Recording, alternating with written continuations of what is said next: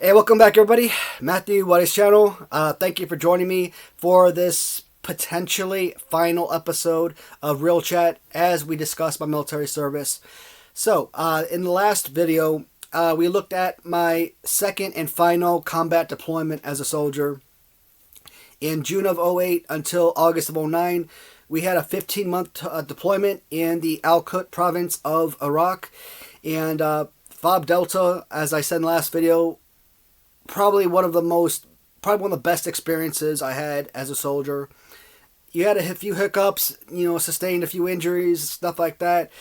Had a lot of physical and emotional stressors, obviously, but I was able to pay off a lot of bills, get into great shape, go to the promotion board. I mean, there were so many positives, a lot of takeaways from that experience.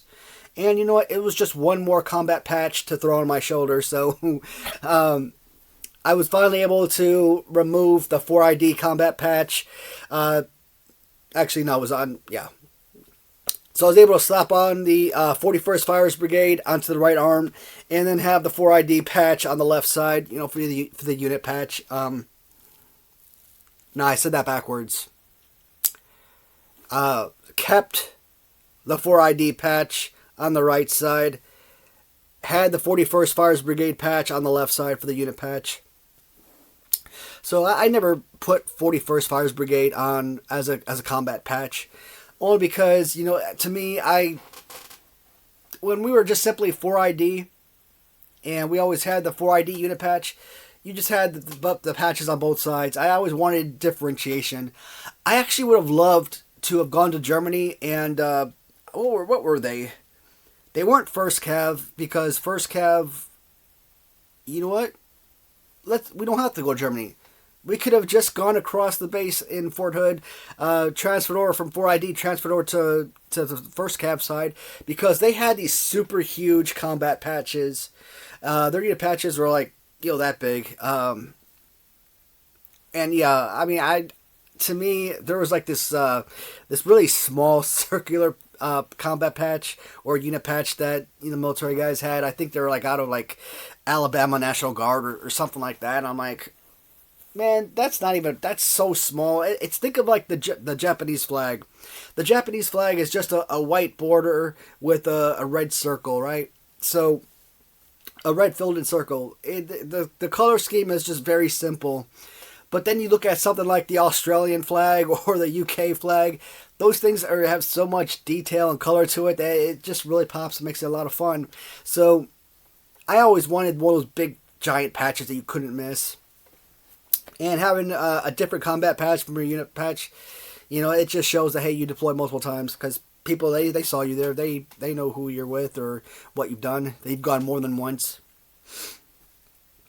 I just don't know anybody who can, I just don't know of anybody who can actually deployed or signed up in the Army or been part of the Army post 2001 and never deployed. I mean, that is crazy. Do you know how many Sergeant First Class and Master Sergeants we passed up? I probably even came across a First Sergeant or two here or there. You gotta think, 15 years military service and no deployments. It's like, how is that possible? You got this E3 over here with like 4 combat patches already. No, but one of the things that I didn't talk about in the last video, which it's kind of funny because I didn't bring it up in the last video. I didn't bring it up in the first combat deployment video I made.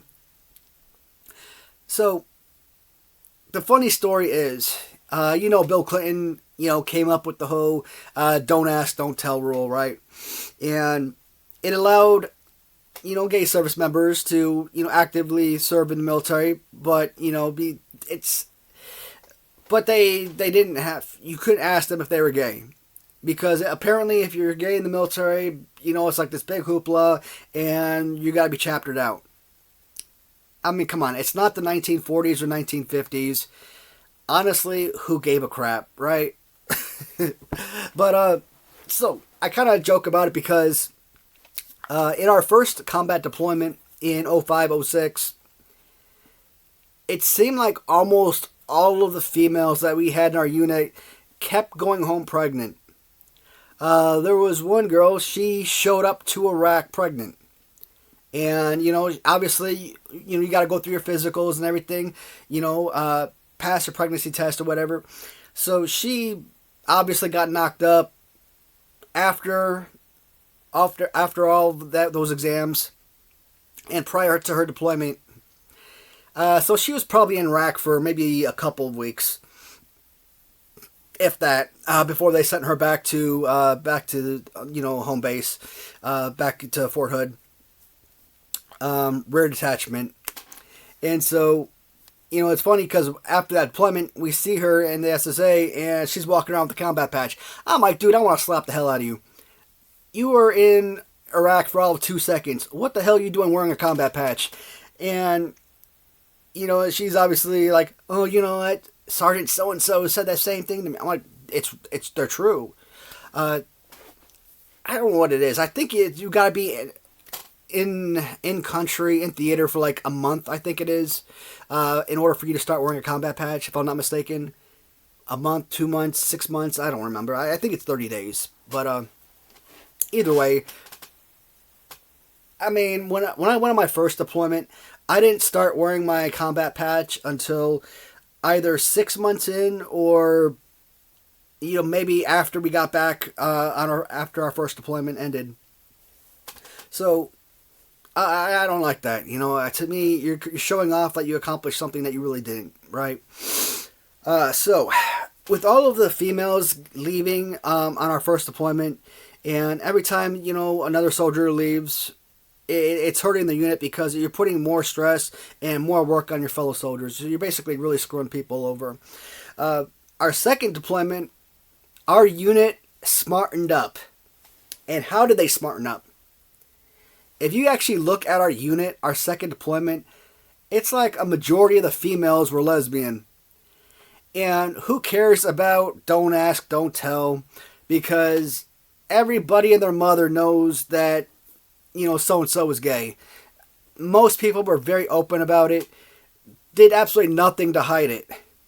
And then you had those who 100% you look at, they're gay, but, they try to do their job to kind of hide the fact that they're gay or something. It's like, dude, you're not fooling anybody. We know. It's okay. At the end of the day, I always look at it like this. Does being gay make you less funny? Does being gay make you less smart? Does being gay make you less kind? If the answer is no, then who gives a shit? You're gay, you're gay. Oh well. It's not going to change anybody's thoughts or opinions about you. If they like you, they're going to like you regardless. And if they don't like you, it's because you did something to irritate them, not because of your sexual preferences. So I don't think anybody really gives a rat's ass, who is gay or not. It's just funny that when you actually look at all of the women in our unit afterwards, notice that not a single woman went, or at least to my recollection, I don't remember a single woman going home pregnant our second deployment. And I always thought that was hilarious. And I don't know if that was like, kind of like going to like, I don't know, like going to a farm and picking out a horse. I want that horse, that one, and that one. And that one right over there. And because how is it that convenient that so many women were gay women, and we didn't have the same problem? So it's just very interesting. Man, where did I leave off at? So we're out of Iraq the second time. We're back stateside now, and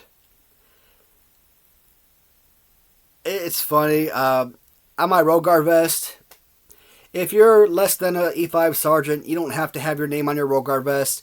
But I since I was having to go out and buy a brand new vest anyways, I'm like, you know what? I want to show off a little bit. I put on there Specialist P, Watson, P for promotable. And I'm not the only person that's ever done that. There were probably a couple guys in my unit alone that I've seen, not to mention other folks I've seen, walking around after PT and whatnot. And one of my old platoon sergeants, he was part of HHC now. And I'm inside the headquarters building, and I'm walking around after PT one day, and, he stops me and starts giving me a third degree about that. I'm like, dude, grow up. I'm not your problem, and this isn't against, what was it, AR 670-1 or whatever, talking about military wear of uniforms, etc. So, he's just making a fuss because didn't want me to stand out or something. I don't know. The guy was insane. So from August of 2009 until May of 2010. May of 2010, I got out of the Army, and a couple months prior. So because there's not really a whole lot to talk about among military service post my second deployment, I am going to dive into civilian contract work afterwards. I think this is still going to help people who would like to get in, kind of know the culture and, what companies to join up with, pay, scale, stuff like that, kind of help you guys out. Clearing housing, I mean, that was a pain in the ass. I didn't know if I was going to re-up again, and so everything was done last minute. And after my first deployment ended, and I came back stateside November of 2006. My wife, again, she was in Colorado with her father, and I wanted on-post housing. On-post housing, you don't have to pay rent. You don't have to pay for garbage, water, electricity, nothing. If something breaks in the house, you call the housing, they'll come in and repair it. So, I told my wife I wanted to live on post. Don't have to worry about those bills, and on top of it, it actually it put me a lot closer to the company, so I didn't have to travel as far. And shoot, when you're waking up for PT, PT is, at 6:30. Everybody starts lining up at about 6:15, 6:20, and I'm waking up at 5:45 in the morning, brushing my teeth, getting dressed, and I'm out the door about 6 o'clock, and I'm pulling into the parking lot at about 6:07, let's say. And, I'm walking over to the PT field. I get there around 6:10, 6:12, whatever. So, living on post had so many bonuses. And we lived on post from November of 2006. November of 2006 until I got out of the Army in May of 2010. So because I lived in that house 3.5 years, luckily, due to the longevity, I didn't have to pay any kind of damage fee or anything like that afterwards. But I think they kind of screwed me up anyways, because when I cleared housing, they made me pay that month's rent, because they said I was going to get BAH because I didn't. Because I was leaving out earlier before the month finished out, so I paid the rent on the house for that month, and I never did get my BAH, in my last paycheck. So they double dipped on me. They really screwed me big time. In housing, it did have its issues as well. Your grass could only be a certain length, so you'd always have to go.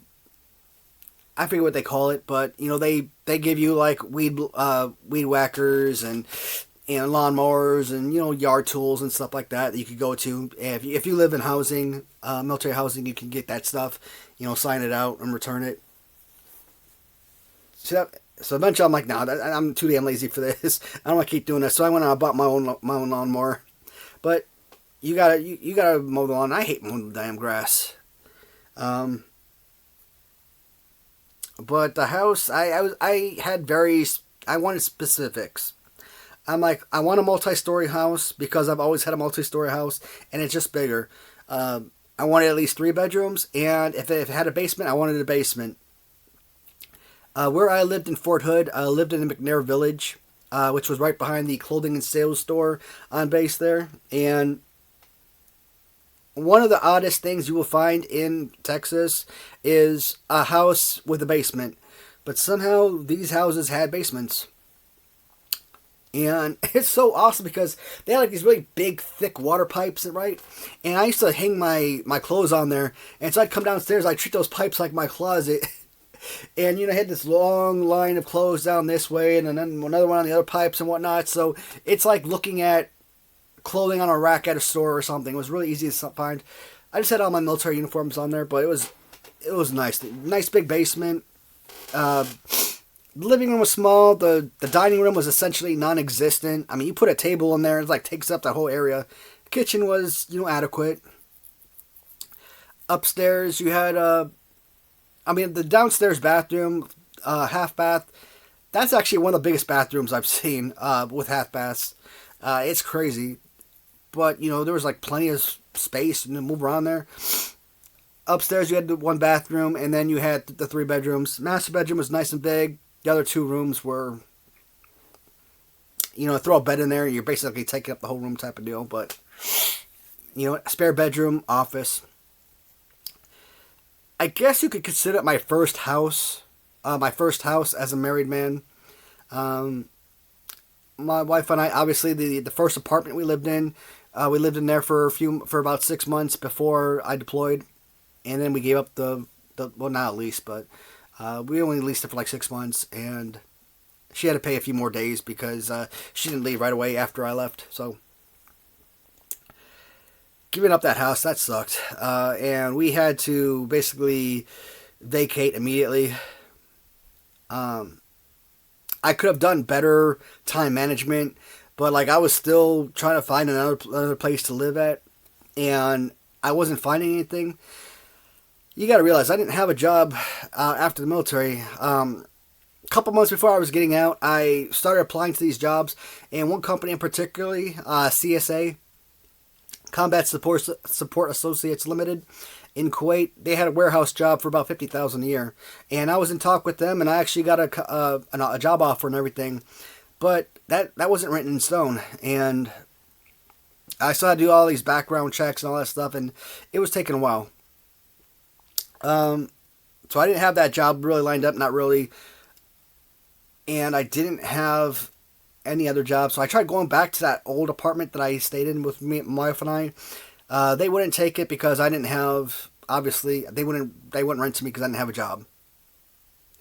Makes sense, but it was frustrating. I'm like, look, I'm a soldier or a former soldier. I can get, what do you call it? Wasn't that separation pay? I forget. But you go to like, you could go and get benefits so that you're paid on a monthly basis or bi-weekly basis, what have you. And I think at the time it was probably like $800 or so, maybe like $450 every week or something like that. Yeah, that makes about sense. $450 a week. So I wasn't getting that. They wouldn't take it. So my wife and I, we ended up driving back to Chicago and staying with her mom. And her mom. That's some kind of woman right there. There was actually this really huge blow up that happened with my wife's mom last year, and I might make a video about it. My wife, I haven't made a video about it in the past because my wife, I feel like it's her business and no reason for me to talk about her life. But at the same time, she's constantly like talking to like news reporters and stuff like that, and anyone that doesn't ask, she like brings it up. So I'm like, hey, this is kind of impacting my life too a little bit. You're my wife. I care about you. So if I need to vent or talk about some stuff, why am I not allowed to bring it up? I asked about it a few days ago, but she wasn't having it. So I don't know. If I get her blessing, I might bring that up one day. There's a specific clip I would love to include in the video. So that still might be a while. But that's some Jeffrey Dahmer type crap that happened. Yeah. Be on the lookout for that video in the future potentially. If I don't talk about it, if you don't hear anything in the next couple months, definitely reach out and ask. Let me know if you're interested, because that's a very interesting story. Where did I leave off? Oh, so my wife and I, we moved back to Chicago. We were staying with her mom for a couple months. Finally, the offer with CSA had come through, and I was able to go downtown, get fingerprinted, get my background check done, and all that. And so from May until July, we stayed with her mom. In July, I left to my first contracting job with CSA Limited. And CSA was like from like 1990 to like 2010, 2011. Basically ran all of Kuwait. I mean, their warehouse, their DFAC, I guess their maintenance areas, the guys that clean the porta johns. I mean, they did everything. They had all the contracts for everything all around camp. Like in Virginia, in Kuwait, you got places like Camp Virginia, Camp Beering, Camp Ali Al Salim, and where were we?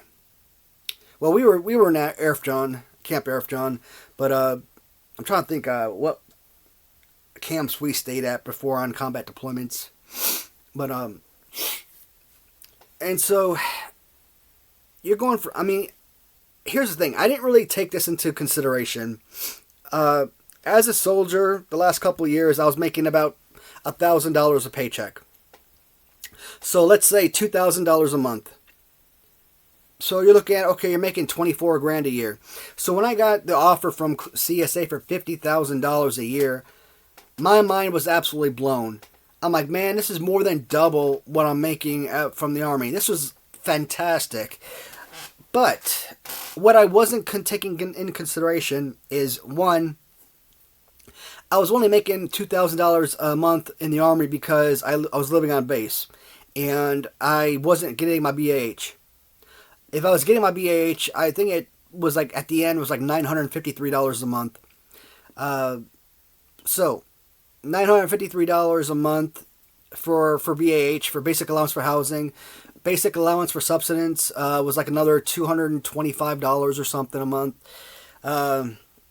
So you take that, your base pay of approximately $2,000. You're easily making over $3,000 a month as a soldier. So as an E4 with 6 years of service, and free medical. You know, you want to go into the hospital and like, hey, I want some Pepto-Bismol and some Advil. You know what? You don't have to go to Walgreens and, you know, pay $10, $15, $20 for that stuff. You go into the hospital. You know, you get up to like 3 different medications that you want, you know, each month, and you know, no appointment needed. Just, you know, walk in. But you know, your actual medical stuff was 100% covered. So now, as a civilian, you're having to pay like $500 a month for medical insurance and dental insurance. That $50,000 is going to be taxed, even though you're a deployed, you know, worker. You're still paying taxes. So out of that $50,000, you might make $40,000 if you're lucky. So all in all, when you actually break it down like that, you're making about the same thing as you would as a soldier. So CSA did not pay worth a darn. There are companies in Kuwait, not even Iraq or Afghanistan at the time, but actually physically in Kuwait, where you can make $100,000 plus per year. But you got to have the right job and you got to work for the right company. CSA, like I said, they had one of the lowest paying companies. They were one of the lowest paying companies ever. It was a ripoff.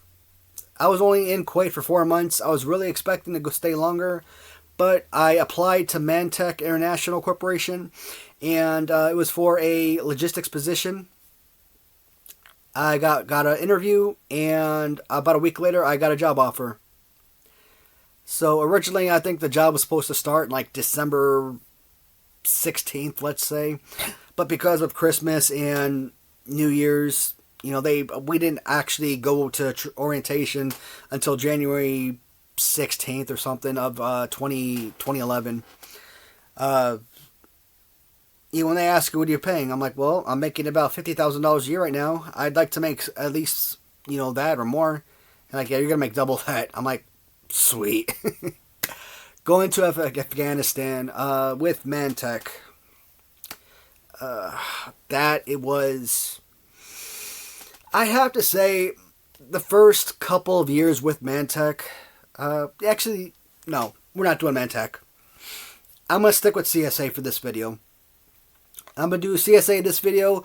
I'm gonna do Mantech the next video, Lockheed Martin, etc. So each video will kind of be like a different experience, kind of give you a different of expectations of what life could be like with those particular companies if you decide to accept an overseas position. So in this video, we're just gonna do CSA. Stuffy nose, always stuffy. I swear my nose stays stuffy year round. It's frustrating. Constantly blowing my nose or sucking in, whatever.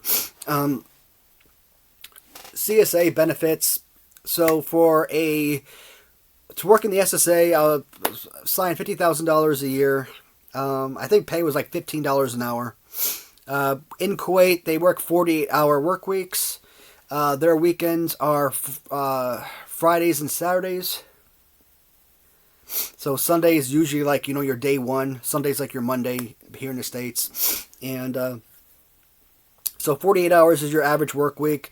And sometimes, we might work 48 hours this week and then work 64 hours the next week. So that helps. You also have the option of choosing, do you want American holidays or do you want the Arabic holidays? I think there are more Arabic holidays than American holidays. I could be wrong.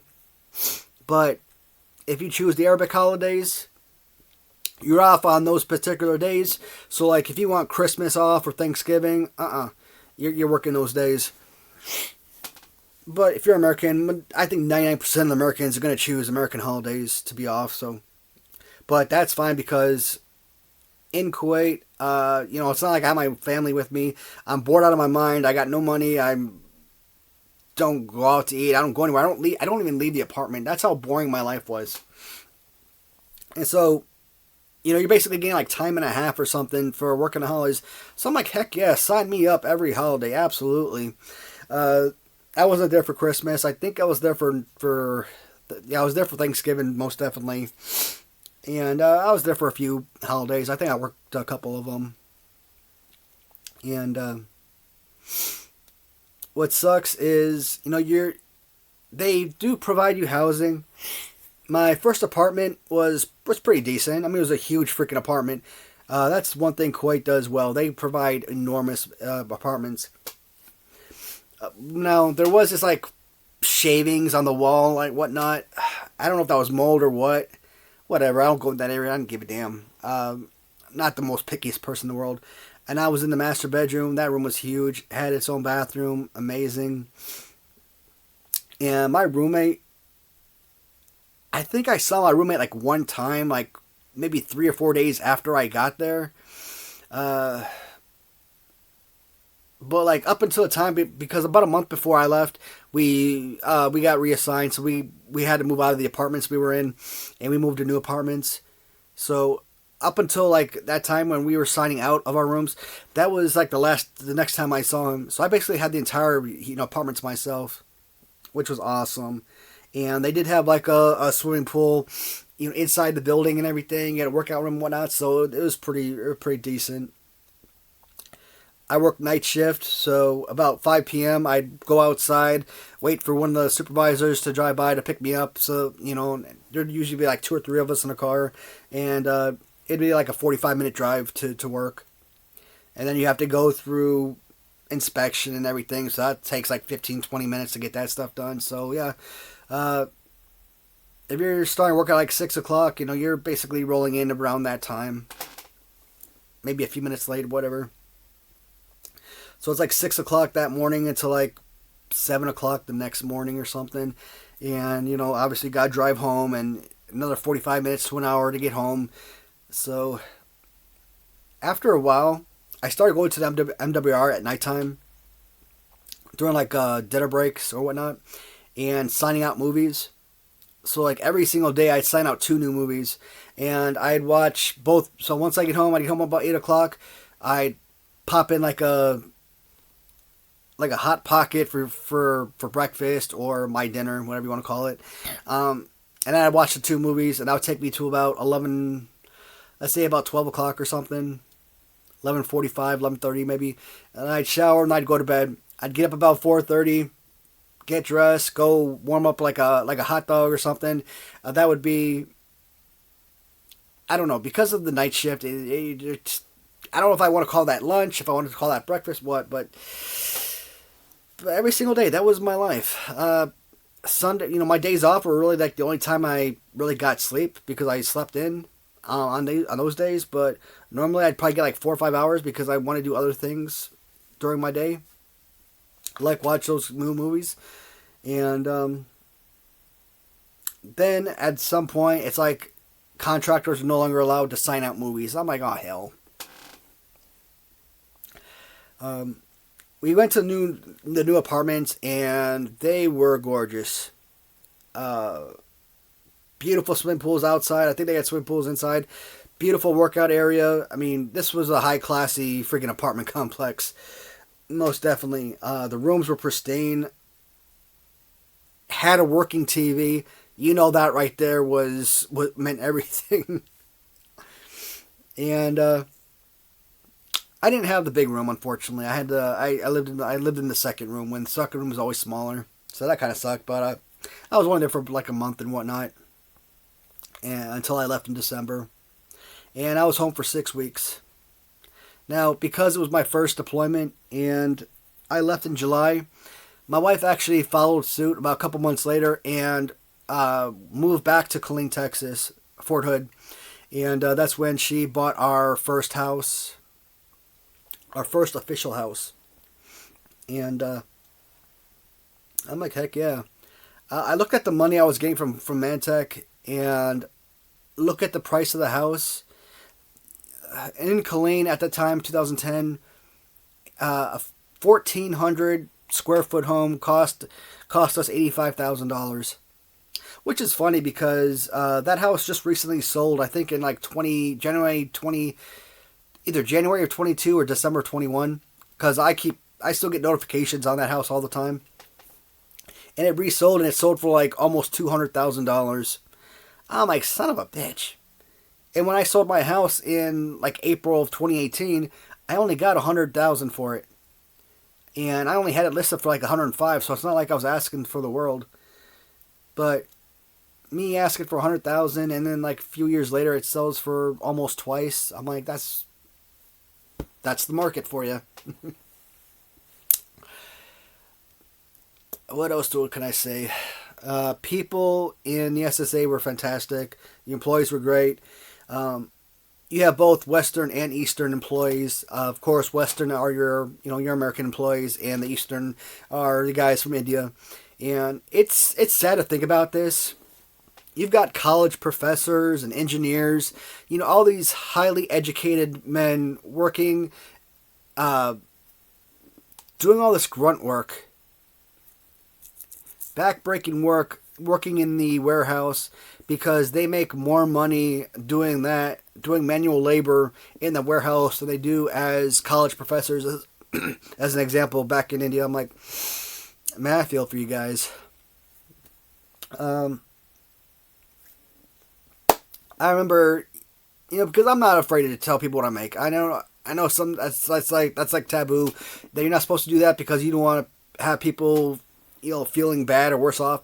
And one of the guys, he shows exactly why you shouldn't do that, because he the way he acted, I'm like I showed my paycheck, and my paycheck's like $3,500 a month, and he typed it in to kind of see what what is rupees. Indian money is called rupees, and it's like, let's say 4 million rupees, which is like $3,500 or something, like I said. And I think they're making like $500 a month. But you also got to realize, cost of a living for someone from India compared to cost of living for someone from America, $500, they could be considered filthy rich in India, where $3,500 for me, could barely be paying the bills type of deal. So You really gotta look at it from that standpoint. But because as Americans, our job was really to supervise the other guys, but nah, I wasn't doing that. I wasn't gonna let those guys do all the damn work for them. So I'd get out into the system, and they had the same SARS-1 system that we had in our SSA in the Army. So just getting out of the Army recently, I still knew how to process documents and everything. It's not like I lost that knowledge. And today, even though it's been like 14 years, I think if I got into the system, I could probably remember a few transaction codes and then find my way to navigate, still be able to navigate the SARS system. But SARS no longer exists. All of those military systems were combined into one system years and years ago. Excuse me. Feeling sick now. This one girl I work with, she kind of annoyed the crap out of me. She was always sit there and complain to me, "You're getting paid for the work they do." I'm like, "Oh, really?" So I guess these documents were processing themselves, huh? No, it was, even though they wanted us to just supervise, I always did more than what was required. And I never had any problems with that. I was like, I'm being paid to work. Let me do my job. If I need to get on the line and start filling out some MROs, and pass it along so that the guys at the end can process the documents, so be it. CSA, I mean, my experience wasn't bad. Like, even though like I had no life, I never left the apartment other than go to work. It was fine. I mean, I made it work for me living alone and whatnot, and I lived very frugally. I was very frugal with my money. I don't know if frugally is a word, so I'm gonna just say I was frugal with my money. I ate the food that was in the apartment that was left over, and I had snacks like popcorn or something at the MWR, or I'd go to the PX and buy like sandwiches and sandwich bread and meat and stuff, and I'd have that for my meal at nighttime. And with the hot dogs and the hot pockets, like I was making $20 or $30 a month last me for food. So it is very possible to live very affordably while you're on deployment. I was just trying to save up every last dollar I could to the best I could, because I hate bills. I don't like owing money, and owning a house, my main focus was paying off the house, and I wanted nothing more. So if I could throw an extra $100 a month at the house so that I'm not wasting it on food, you know what? That's okay. I could live with that. When I told the guys that I had accepted another position and that I was leaving, I mean, they were sad. They didn't want to see me go. But I think at that type of company with the low wages and stuff, even if you're not doing much, at the end of the day, you're deployed, you're away from your family, and you want to be paid for. It's not the military. You're not forced to go on deployment. You're not forced to work for the company. As a civilian, you have the right to resign anytime. And if you're giving up your lifestyle to support a company or to support the military, what have you, as a civilian, to go overseas, you want to be compensated for it. One of the things that really bothered me as a contractor over the years, especially in Kuwait, this drove me nuts. People always felt like, think that contractors in Kuwait are, making like $100,000, $200,000, $300,000 a year. And contractors do not make anything remotely close to that. I think soldiers in Kuwait actually make more money than civilian companies, civilian contractors, a lot of the time. Not most of the time, but I would say a lot of the time. And contractors don't have the same benefits. They don't eat at the factory for free, stuff like that. So, and the life of a soldier is far more easy to live while you're in Kuwait. Think about this. Kuwait, it's very westernized. You're not really in a combat zone. So I think they still get combat pay while you're in Kuwait, but I could be wrong about that. It might be like if you're deployed to Iraq or Afghanistan, you might get paid combat pay while you're in Kuwait, but other than that, Kuwait, if you're looking for a job and you want to be safe, you want a little bit more freedom than you would, Kuwait is definitely a place for many people to consider. Again, it all depends on the company. I'm going to talk about this company later on, Lockheed Martin. The second time I worked for them, I was assigned to Camp Arifjan in Kuwait, working that exact same warehouse. Of course, when I saw it back in 2010, and then I saw it in 2020, I would never in a million years would have thought that was the same place. Completely different. But I remember like the little parking space, so the way that the little concrete walls were outside, that right there I remembered. And then I remember the cage off to the left, but now I was making about $3,500 a month with CSA. I was making about $7,500 a month or $7,200 a month working for Lockheed Martin. So again, that just tells you working for the right company is going to get you paid a whole lot more. So I think this video has gone a lot further or a lot longer than I would have hoped. So I am going to end the video here. But if you're still interested in this topic, I'm going to continue on with some of my history with some of the companies I work for overseas, and we're going to go with Lockheed Martin a couple times. We're going to go with Mantech. We're going to go with AECOM, and so that should give us at least 4, maybe 5 more videos, depending on how much I break it down. So we'll still have these real chat videos for quite a while. So a couple months worth, I would say. Guys, that is it for now. Once again, thank you so much for watching. As always, please leave a comment if you'd like. If you have anyone who's interested in contracting and you think they could benefit from watching videos like this, definitely, I really appreciate any referrals as always. Until next time, see you guys.